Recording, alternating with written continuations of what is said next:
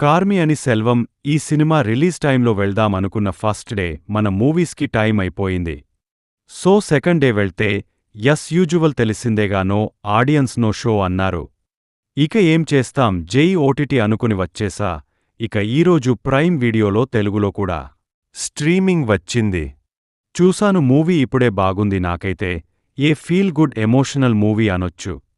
ముందు కొద్దిగా టైం పట్టింది బట్ సెల్వం లైఫ్ అలా ముందుకు వెళ్ళాక లైఫ్ లెసన్స్తో రియాలిటీ అంటే ఏంటో చూపిస్తూ మంచి డ్రామా క్రియేట్ చేసి క్యారెక్టర్ కనెక్షన్తో భలే ఉంది. మూవీ చూసాక కొద్దిగా హాయిగా అనిపించింది. అఫ్కోర్స్ క్యారెక్టర్కి వచ్చే ప్రాబ్లమ్స్ ఎమోషనల్గానే ఉంటాయి, బట్ అవన్నీ క్లియర్ అయ్యాక ఒక రిలీఫ్ వచ్చింది. చూశారు, అలాంటిది ఫీల్ గుడ్ రిలీఫ్ అన్నమాట. సినిమా వచ్చేసి సెల్వం లైఫ్ గురించి ఉంటది. కార్ డ్రైవర్ అయిన సెల్వం లైఫ్తో స్టార్ట్ చేసి family, financial pressure, peace of mind, moral ఛాయిసెస్తో నడిచిద్ది సినిమా. మెయిన్గా సెల్వం అనే యొక్క ఇన్నోసెంట్ పర్సన్ క్యారెక్టర్ చుట్టూ ఉంటది.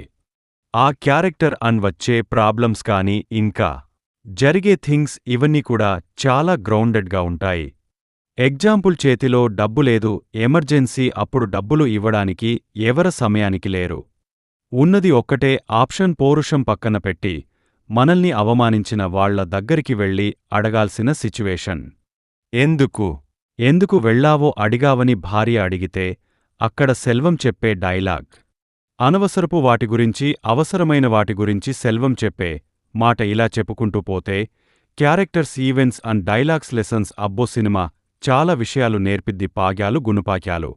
At the end truth and happy life. Characters and events కూడా అలాగే క్రియేట్ చేసుకున్నారు.